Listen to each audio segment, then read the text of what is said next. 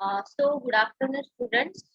सो हमने कल देखा प्रोटीन एनर्जी माल न्यूट्रिशन जो है उसके बारे में जो भी इंफॉर्मेशन थी हमने देखी। ठीक है, उसके बाद जो अदर जो एक मेजर कंसर्न है या फिर मेजर न्यूट्रिशन प्रॉब्लम है वो है एनीमिया। ठीक है, न्यूट्रिशनल एनीमिया भी इसको कहा जाता है और जिसको आईडीए भी कहा जाता है, आयरन डेफिशिएंसी एनीमिया। ठीक है, तो हम पढ़ते हैं क्या लिखा है यहाँ पे। So in India IDA is an important public health problem, right. So जो हम देखते हैं कि जनरली जो भी बच्चे होते हैं, स्कूल के बच्चे होते हैं, एडोलेसेंट गर्ल्स होती है, प्रेग्नेंट वुमन हो या लैक्टेटिंग वुमन हो, ठीक है, सो जनरली उनमें एनीमिक पाई जाती है। तो उसके बाद में it affects people from all walks of life. The disease is of particular significance in preschool children, school-going children, and pregnant women because of high prevalence and adverse functions. There is a reduction in the hemoglobin level in anemia. WHO has suggested cutoff pins for hemoglobin values for diagnosis of anemia. WHO in 1972। ठीक है, सो WHO ने जो है, ठीक है, ये classification दिया है कि जो हीमोग्लोबिन लेवल जो है, ठीक है, और अगर एनीमिक है तो लेवल्स कितनी कम हो जाती है। ठीक है, तो यहाँ पे दिया हुआ है अडल्ट मेन के लिए जो हीमोग्लोबिन लेवल है, ठीक है, सो लेस देन 12 होती है। ठीक है, तो कोई बता सकता है नॉर्मल लेवल जो होती है adult male and adult woman की, ठीक है, हीमोग्लोबिन लेवल, सो वो कितनी होती है? अडल्ट मेल की बता दीजिए।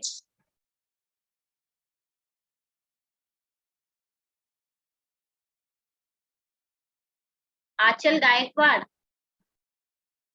आंचल, आंचल, आंचल, दिव्या आप बताइए, दिव्या परदाखे आप बताइए, नॉर्मल लेवल क्या होती है हीमोग्लोबिन की अडल्ट मेल में?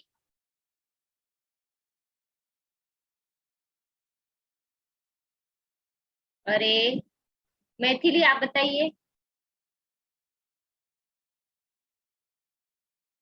मैथिली, मैथिली। अरे सब वीडियो ऑन रख के कहाँ चले गए?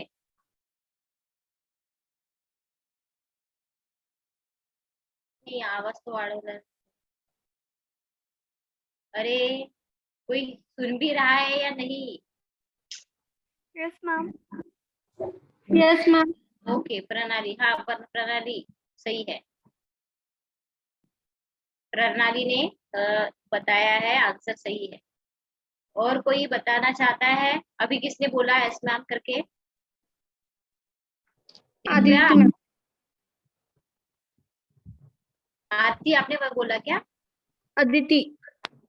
ओके ओके, हाँ, सो अदिति आप मुझे बताइए, अडल्ट वुमन के लिए कितना होता है normal range? 12 to 15, 15.5। Right, very good.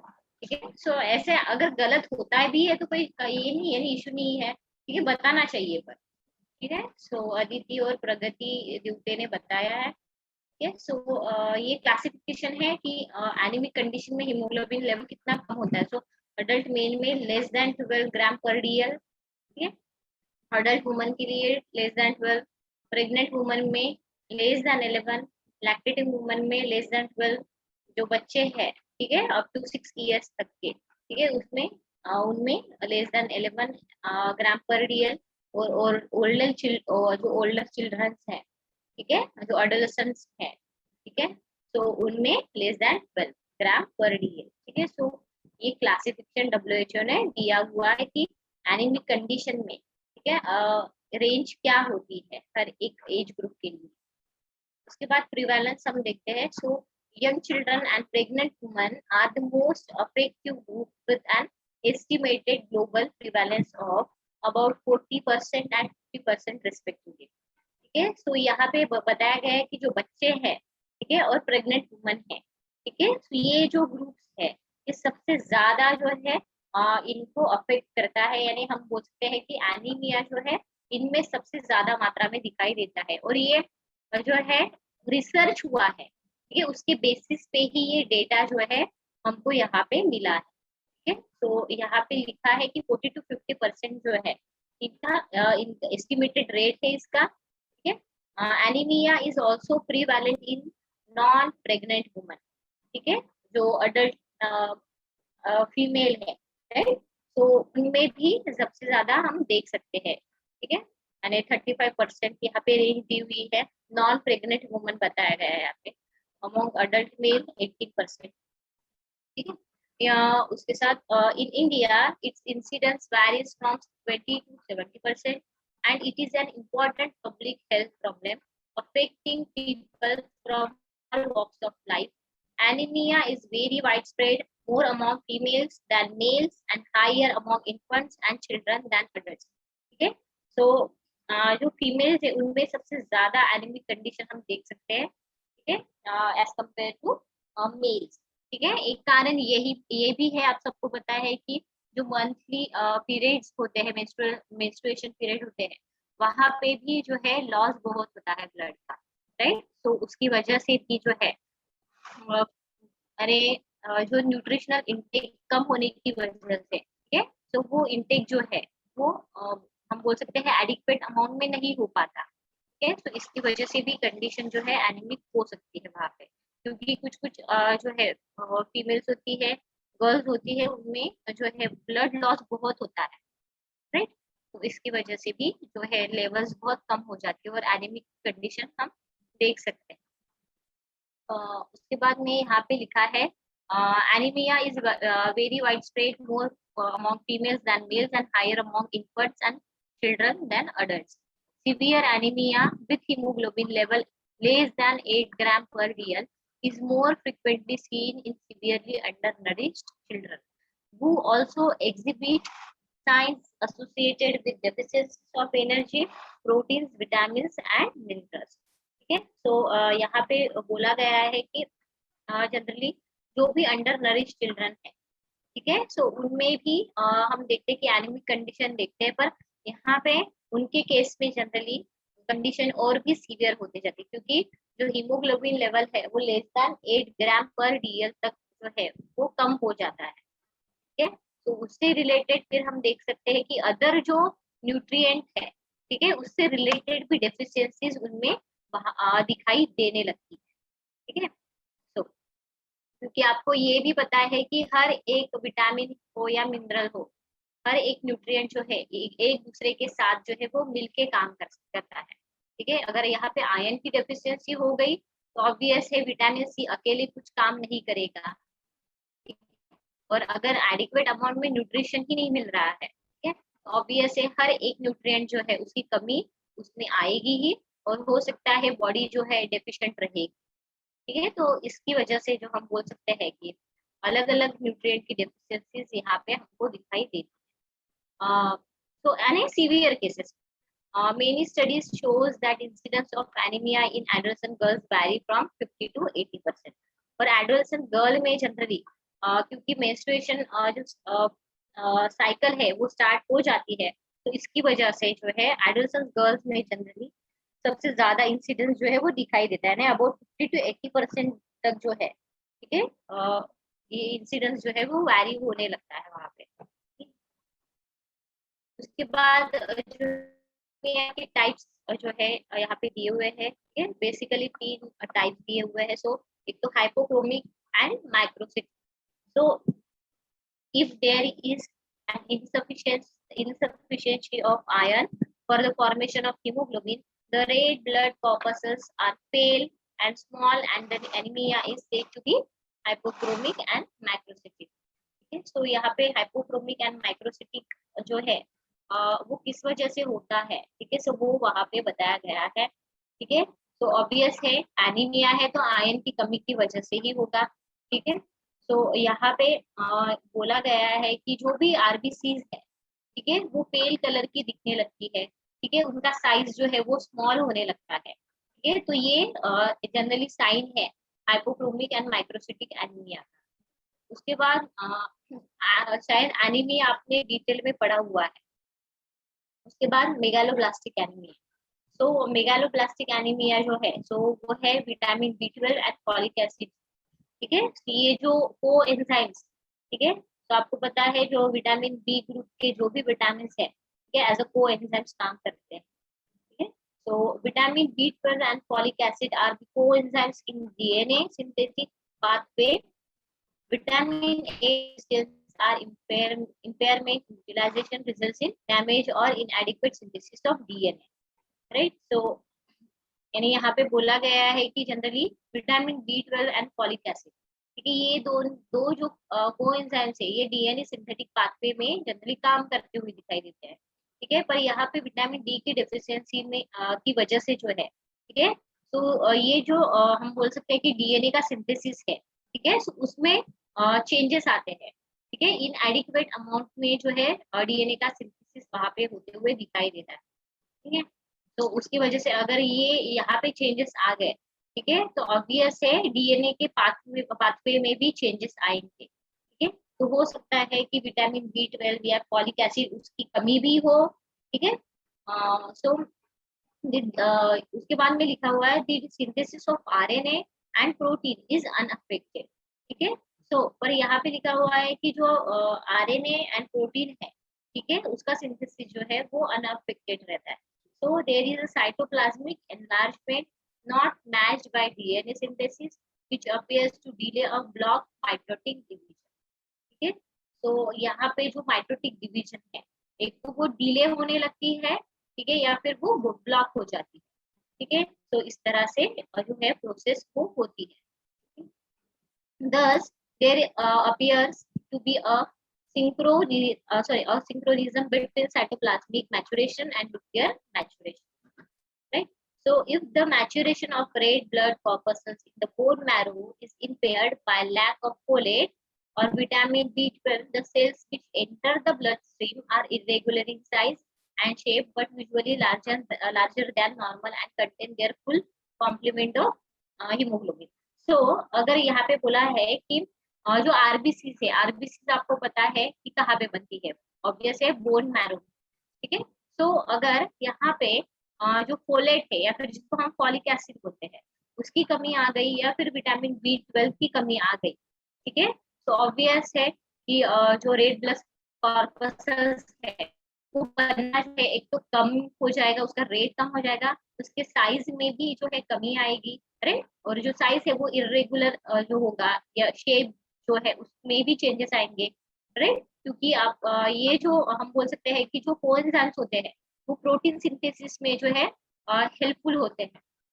ठीक है, पर अगर वहां पे हम देखते हैं कि कोलेजन, ठीक है, ये जो प्रोटीन वो ही नहीं बन रहा है, ठीक है, प्रॉपरली, ठीक है, या फिर जैसे हम देखते हैं कि प्रोटीन जो होता है वो सेल स्ट्रक्चर में भी हेल्पफुल होता है, मेम्ब्रेन का जो है उसमें भी हेल्पफुल होता है। राइट, अगर प्रोटीन सिंथेसिस ही प्रॉपर नहीं होगा, ठीक है, और इस उसके बाद में जो विटामिन B12 है और फोलेट है वो भी जो उसकी भी डेफिशिएंसी अगर होगी तो ऑब्वियस है जो रेड ब्लड सेल्स जो है बोन मैरो से बन रहे हैं तो वो इरेगुलर शेप में आएंगे, उसमें कमी आएगी। राइट, तो इस तरह के चेंजेस हम जनरली देखने के लिए मिलते हैं यहाँ पे। सो this anemia is also known as a orthochromic microcyte। तो इसको ऑर्थोक्रोमिक माइक्रोसाइट भी वो कहा जाता है। उसके बाद में थर्ड जो है डायमॉर्फिक। ठीक है, so if both iron and either folate or vitamin B12 are deficient it gives rise to hypochromic macrocytic और डायमॉर्फिक एनीमिया। तो हमने हाइपोक्रोमिक माइक्रोसिटिक में देखा कि ये आयरन की कमी की वजह से जनरली होते हुए दिखाई देता है। ठीक है, उसके बाद में मेगालोब्लास्टिक एनीमिया जो है, ठीक है, तो ये विटामिन B12, ठीक है, और फॉलिक एसिड जो है इसकी कमी होने के कारण जो है जो भी चेंजेस आते हैं, ठीक है, रेड ब्लड सेल्स में उसके शेप में या साइज में, उसकी वजह से हम देखते हैं कि मेगालोब्लास्टिक एनीमिया की कंडीशन हम देखते हैं। उसके बाद जो डायमॉर्फिक है, ठीक है, तो ये कॉम्बिनेशन जो होता है आयरन, एक आयरन की कमी की वजह से और उसके साथ में फोलेट एंड विटामिन B12 की डेफिशिएंसी की वजह से जो है हाइपोक्रोमिक माइक्रोसिटिक और डायमॉर्फिक एनीमिया जो है वो जो है यानी प्रोड्यूस होता है। ठीक है, तो ये तीन टाइप्स ऑफ एनीमिया है। उसके बाद कॉन्सिक्वेंसेस ऑफ एनीमिया, ठीक है। सो कॉन्सिक्वेंसेस क्या हो सकते हैं, ठीक है। So in school children anaemia impairs scholastic performance, ठीक है। सो स्कोलास्टिक परफॉर्मेंस यानी क्या होगा, कोई बता सकता है?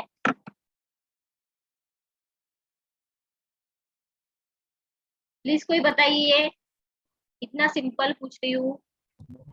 मैम स्कूल में किड्स को ज्यादा एक्टिविटीज होती है, तो जितना एक्टिविटीज बॉडी करती है उतना न्यूट्रिशन मिलता नहीं है, मतलब खाने से ज्यादा खेलने पे ध्यान होता है।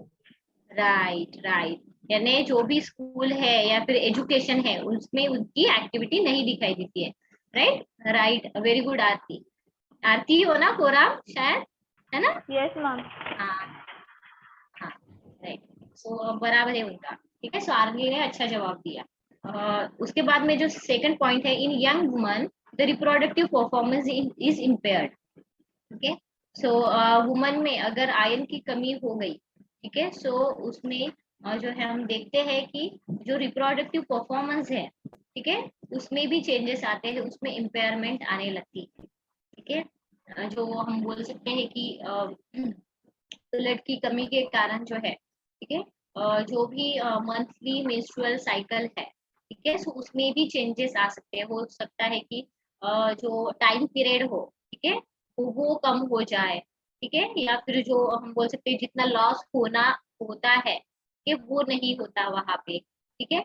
तो इस तरह के चेंजेस जो है वो हो सकते हैं। या फिर कभी कभी हम देखते हैं कि किसी किसी में बहुत लॉसेस होता है, ठीक है, ब्लड का, ठीक है। तो इसलिए तो ऐसे चेंजेस हम देख सकते हैं ना, इम्पेयरमेंट वहां पे आ जाती है, ठीक है। और हम बोल सकते हैं कि एक तो जैसे रिप्रोडक्टिव सिस्टम है, ठीक है, तो हो सकता है कि जो फर्टिलाइजेशन, कभी कभी फर्टिलाइजेशन प्रोसेस में भी जो है हम देखते हैं कि अगर ऐसी प्रॉब्लम अगर पहले रही लड़कियों में, ठीक है, तो बाद में जो है फर्टिलाइजेशन प्रोसेस के वक्त जो है प्रॉब्लम आ सकती है, ठीक। तो उसके बाद थर्ड पॉइंट है, it is also responsible for 10 to 20% of maternal death directly और इनडायरेक्टली, ठीक है। तो ये एक एनीमिया इसलिए एक मेजर न्यूट्रिशनल प्रॉब्लम माना गया है कि हम देखते हैं कि कुछ एरियाज ऐसे भी है कि एनीमिया की वजह से ही 10 to 20% तक जो है मैटरनल डेथ जो है, ठीक है, डायरेक्टली और इनडायरेक्टली हमको दिखाई देती है, ठीक है। इसलिए इसको एक मेजर न्यूट्रिशनल प्रॉब्लम जो है वो बोला गया है, ठीक है। अगर सीवियर कंडीशन अगर हो गई, ठीक है, जो आयरन लेवल है अगर वो बहुत ज्यादा ड्रॉप हो गया, ठीक है, तो जो पर्सन है वो सीवियर भी हो सकता है और उसकी डेथ भी हो सकती है, ठीक है। और most of the maternal death इसकी वजह से ही जनरली आयरन की कमी की वजह से होती है। इसलिए आप देखोगे कि जब भी प्रेगनेंसी के दौरान जो है जो आयरन की गोलियां जो है, मेडिसिन जो है वो जनरली दी जाती है, मल्टीविटामिन हो, कैल्शियम हो या फिर आयरन की टैबलेट जो है वो दी जाती है, ठीक है नहीं। उसके बाद high incidence of premature birth, उसके बाद इंटरएक्टिव माल न्यूट्रिशन, ये माल न्यूट्रिशन हमने पढ़ा है।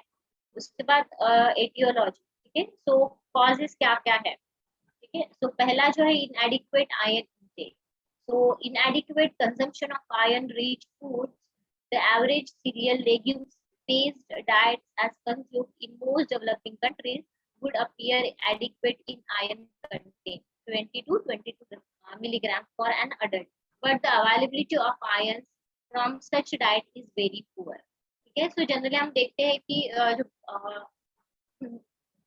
कुछ डेवलपिंग कंट्रीज है तो उनका जो मेन फोकस होता है तो वो सीरियल बेस्ड डाइट के ऊपर होता है, ठीक है, सीरियल या लेगुम बेस्ड डाइट पर जो है हम देखते हैं कि उसमें ऐसी डेवलपिंग कंट्रीज में एडिक्वेट अमाउंट में आयरन का कंटेंट जो है वो मेंटेन नहीं हो पाता, राइट। तो इसकी वजह से जो है जो भी आयरन की अवेलेबिलिटी है, ठीक है, ऐसे डाइट में बहुत कम होती है, तो एक्स्ट्रा सप्लीमेंट्स की जरूरत उनको होती है। तो इसलिए आप देखोगे कि अभी भी कुछ ऐसे जो गवर्नमेंट स्कूल्स है, ठीक है, उनमें जो छोटे बच्चे हैं उनको आयरन की टैबलेट्स वगैरह दी जाती है, छोटी रेड कलर की जो है छोटी छोटी गोलियां होती है, राइट। आपने भी कभी अगर कोई पढ़ा है, ठीक है, गवर्नमेंट स्कूल में तो वहां पे जो है गवर्नमेंट का ही प्लान होता है, वो पॉलिसीज होती है, तो वो स्कीम के तहत जो है बच्चों को दी जाती है ताकि आयरन की कमी ना हो।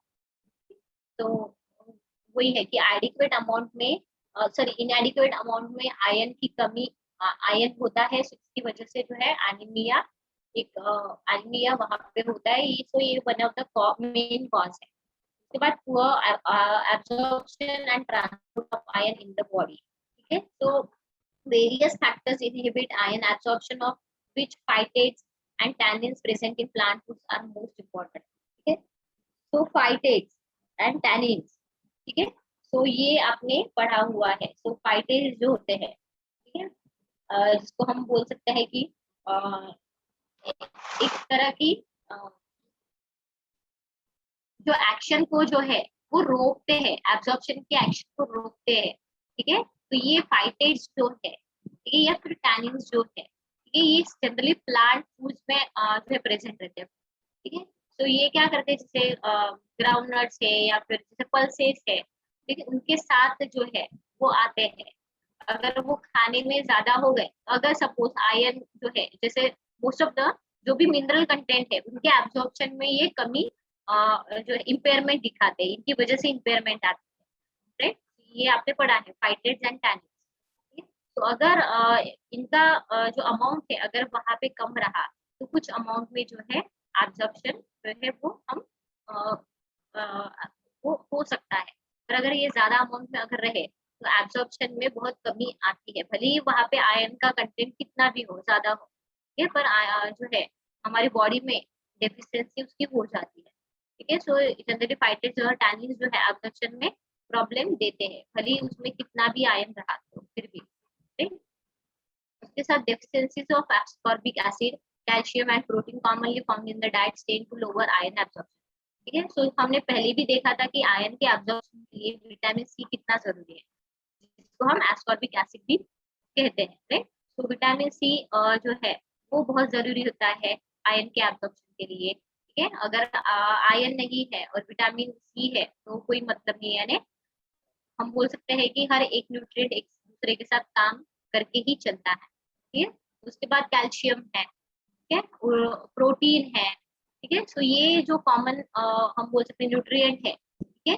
तो ये हम अगर इनकी कमी रही, ठीक है, तो इसकी वजह से आयरन का भी एब्जॉर्प्शन कम होगा, ठीक। तो ये कि न्यूट्रिएंट जो है वो बहुत जरूरी होते हैं, यानी हर एक न्यूट्रिएंट उतना ही इम्पोर्टेंट होता है। Poor iron stores of the body, ठीक है। तो जो नेक्स्ट कॉज है, so वो है poor iron stores of the body. Most of our population have negligible iron stores as indicated by poor bone marrow, uh, hemosiderin levels and low levels of liver iron, ठीक है। तो कभी कभी हम देखते हैं कि कुछ ऐसे पॉपुलेशन जो इंडिविजुअल्स होते हैं या फिर पॉपुलेशन में जैसे लोग भी होते हैं जहाँ पे हम देख सकते हैं कि जो बोन मैरो होता है, ठीक है, उसमें कभी कभी कुछ कुछ लोगों का बोन मैरो जो है वो वर्क नहीं कर पाता, ठीक है। तो उसकी वजह से क्या होता है कि आयरन जो स्टोरेज है वो प्रॉपरली नहीं हो पाता और लेवल्स जो है वो मेंटेन नहीं हो पाते। इसकी वजह से जो भी आयरन जो है लिवर में स्टोर होने वाला है, ठीक है, तो उनकी लेवल्स जो है वो लो ही रहती है, क्योंकि वहाँ पे बोन मैरो जो है वो प्रॉपरली काम नहीं करता, ठीक है। तो वही है कि अगर पुअर आयरन स्टोरेज रहा उसकी वजह से भी ये कंडीशन हम देख। उसके बाद most woman enter pregnancy with little or no iron reserve, repeated and closely spaced pregnancies and prolonged periods of lactation as noticed in poor socioeconomic groups deplete iron stores with each successive pregnancy, and this is reflected in high incidence of anemia with iron, तो हम देखते हैं कि जैसे जो भी pregnant woman है, ठीक है, तो अगर यानी मोस्ट ऑफ द जब भी जो वुमन है अगर प्रेगनेंसी में जब एंटर होती है तो पहले ही उसके जो रिजर्व्स है वो कम हो चुके होते हैं, इसलिए उनका जो फूड इनटेक है हमेशा ज्यादा होता है अडल्ट वुमन से अगर कंपेयर करो, यानी डबल के जैसा इतना ही होता है, राइट, क्योंकि उसके बच्चे के लिए भी बहुत जरूरी होता है। तो ऑब्वियसली अगर प्रेग्नेंट वुमन और जो वुमन है वो प्रेगनेंसी में अगर एंटर हो रही है, तो जो भी स्टोरेज होगा वो डिस्ट्रीब्यूट होगा उसके बच्चे में और उसमें, राइट। तो ऑब्वियसली कमी तो आएगी, ठीक है। इसलिए तब उसमें बहुत कम रिजर्व हो जाता है। इसलिए जो जब भी हम फूड्स भी देते हैं तो वहाँ पे आयरन रिच फूड्स होते हैं, राइट, प्रोटीन रिच फूड्स होते हैं, ऐसे जो फूड्स होते हैं वो हम जनरली उनको दिया जाता है, ठीक है। या जो एक्स्ट्रा सप्लीमेंट्स होते हैं, ठीक है, क्योंकि कभी कभी हो सकता है कि कुछ पर्सन जो है अफोर्ड नहीं कर सकते, तो उनके डेली डाइट में उतना इंटेक जो है नहीं होता। तो इसके लिए एक्स्ट्रा सप्लीमेंट जो है जो गवर्नमेंट के अंडर की स्कीम के अंडर आते हैं, या फिर कुछ हॉस्पिटल्स होते हैं, ठीक है, अच्छा गवर्नमेंट हॉस्पिटल होते हैं, तो वहाँ पे भी जो है ऐसी टैबलेट्स वगैरह, आयरन रिच टैबलेट्स वगैरह वहाँ पे दी जाती है, आयरन की टैबलेट्स वगैरह, राइट। तो यही है कि अगर हम देखते हैं कि प्रेगनेंसी में अगर रिजर्व कम हो गए हैं, ठीक है, और बच्चे में भी डिस्ट्रीब्यूट हो रहा है, तो उसकी जो इंटेक है वो ज्यादा वहाँ पे होगा, राइट। तो उसकी भी उसका भी हमको यहाँ पे ध्यान देना पड़ता है, नहीं तो वो कंडीशन जो है एनीमिक हो सकती है, और प्रेग्नेंट वुमन को भी एनीमिया हो सकता है, ठीक है। और अगर सपोज प्रेग्नेंट वुमन को एनीमिया हो गया तो उसका इफेक्ट फिर बच्चे पे दिखेगा, ठीक है। तो हो सकता है उसके जो है बॉडी सिस्टम में या फिजियोलॉजिकल चेंजेस जो है बच्चों में दिखाई दे सकते हैं, ठीक है। अगर जो प्रेग्नेंट वुमन है अगर उसमें ही जो हीमोग्लोबिन है अगर कोई लेस देन 8 ग्राम पर डीएल भी हो गया, ठीक है, तो आप सोच सकते हो कि जो है बच्चे के बोन मैरो जो है उसके ऊपर भी उसका effect दिखाई देता है, ठीक है। और जब उसकी बोन मैरो की डेवलपमेंट जब होती है तो हो सकता है उसमें इम्पेयरमेंट आ गई, ठीक है। जब बच्चे का जन्म हो तो प्रॉपर आयरन का कंटेंट ना मिलने की वजह से, ठीक है, हो सकता है उसका बोन मैरो जो है वो काम ना कर पाए, ठीक है। तो कंडीशन कुछ भी हो सकती है। तो repeated and closely spaced pregnancies and prolong periods of lactation are noticed in poor socio economic groups, deplete iron stores with each successive pregnancy, and this is reflected in the high incidence of anemia with higher parity, ठीक है। सो जैसे जैसे iron store deplete होने लगते हैं, ठीक है, pregnancy के दौरान, ठीक है, तो उसकी वजह से जो है जो भी स्टोरेज जो है कम हो रहा है, ठीक है, उसको भरना बहुत जरूरी होता है, उसको रिजर्व करना और भी बहुत जरूरी होता है। नहीं तो जो है अगर एडिक्वेट अमाउंट में आयरन इंटेक ना हो, ठीक है, तो जो है एनीमिक कंडीशन जो है वो दिखाई दे सकती है, ठीक है, प्रेगनेंसी के बाद में भी।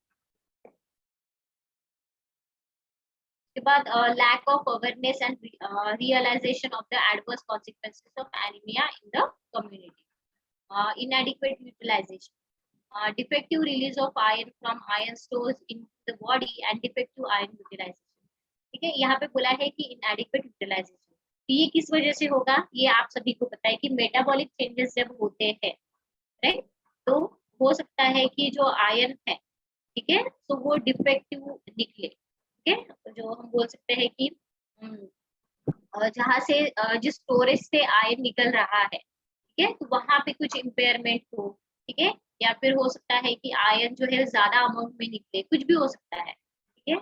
तो ये जो इम्पेयरमेंट है, ठीक है, तो ये जो आयरन स्टोरेज में आने वाला इम्पेयरमेंट है, ठीक है, तो इसकी वजह से जो है डिफेक्टिव वे में जो है आयरन का यूटिलाइजेशन वहां पे हो सकता है, ठीक है। तो ये जो है एक तो जो भी ऑर्गन है जो भी सिस्टम है उसमें चेंजेस आने की वजह से, ठीक है, जो भी लिवर है, ठीक है, वहां पे सबसे ज्यादा स्टोरेज रहता है, तो उसमें चेंजेस आने की वजह से, उसमें प्रॉब्लम होने की वजह से, या फिर जैसे हम देखते हैं कि अदर पार्ट्स बॉडी पार्ट्स में उसमें अगर डिफेक्ट आ गए, ठीक है, तो उसमें भी जो है वो हो सकता है। तो इस तरह से इनएडिक्वेट अमाउंट में यूटिलाइजेशन होना, ठीक है, तो उसमें इम्पेयरमेंट आना, ठीक है, जो भी स्टोरेज है उसमें इम्पेयरमेंट आना, उसकी वजह से भी जो है ये प्रॉब्लम हो सकती है, जो कभी कभी मेटाबॉलिक चेंजेस की वजह से भी हमको देखने के लिए मिलती है। उसके बाद ब्लड लॉसेस, तो एक्सीडेंटल हिमोरेज, ठीक है, जो एक्सीडेंटल जो हिमोरेज है ना, रक्तस्राव जिसको बोलते हैं, right? सो ये एक कॉज है। Chronic diseases such as tuberculosis, ठीक है, ट्यूबरकुलोसिस, अल्सर और इंटेस्टिनल डिसऑर्डर और एक्सेसिव ब्लड डोनेशन और due to blood loss in hookworm infestation. तो आप देखते हो ट्यूबरकुलोसिस में वगैरह जो है, जब कॉफिंग होती है, ठीक है, तो तभी कभी वहां पे भी बहुत ब्लड जो है वो लॉस होते हुए दिखाई देता है, जो क्रोनिक एक कंडीशन हो जाती है, सीवियर कंडीशन होने के बाद। ठीक है, उसके बाद अल्सर जो है वहां पे इन्फ्लेमेशन हो जाती है, ब्लड जो है, ठीक है, तो वहां से निकलने लगता है, ठीक है, जो इंटरनल हिमोरेज जिसको कहते हैं, ठीक है। या फिर इंटेस्टिनल जो डिसऑर्डर होता है, कभी कभी आप देखते हो कि डायरिया में भी, ठीक है, जो स्टूल्स निकलते हैं, ठीक है, तो वहां पे ब्लड जो है वो निकलने लगता है, ठीक है। तो ऐसी कंडीशन में जो है ब्लड वहां पे भी लॉस होता है, ठीक है। उसके साथ जो जैसे पाइल्स की कंडीशन वगैरह है, ठीक है, तो वहां पे भी ब्लड लॉस होते हुए दिखाई देता है, ठीक है। तो ऐसी कुछ जो है कंडीशन होती है, ठीक है, तो वहां पे ब्लड लॉस होने की वजह से जो है एनीमिक कंडीशन ये हो सकती है, ठीक है, तो ये भी एक कारण है।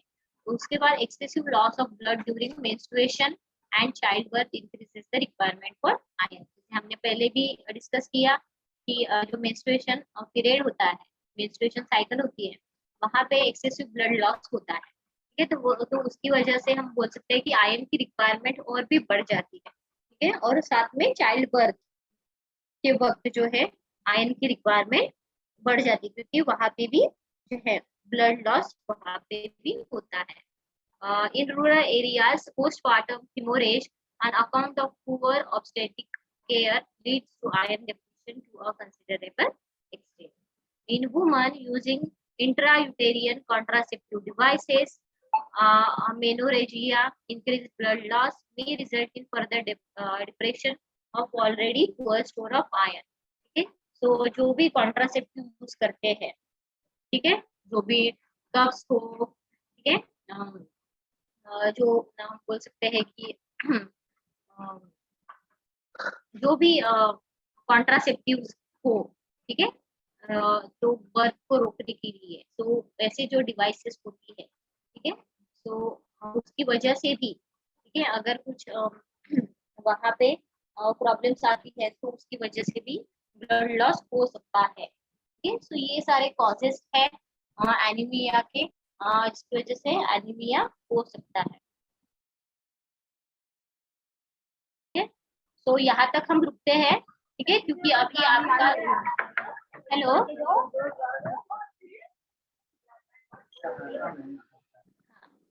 ठीक है, सो अभी हम रुकते हैं क्योंकि अभी आपका वेबिनार है, ठीक है। सो हम यहाँ पे स्टॉप करते हैं, थोड़ा आप रिलैक्स हो जाओ 15 मिनट, और फिर से आपको ज्वाइन होना है, शायद आपको भी है ना, मैसेज भेजा है सर ने शायद, राइट, ओके। तो यहाँ पे स्टॉप करते हैं और मंडे को जो है बाकी का पोर्शन हम लेंगे, okay. So thank you all present रहने के लिए, ठीक है, बाकी का पोर्शन हम मंडे को देखेंगे, ठीक है। चलो बाय, थैंक यू ऑल।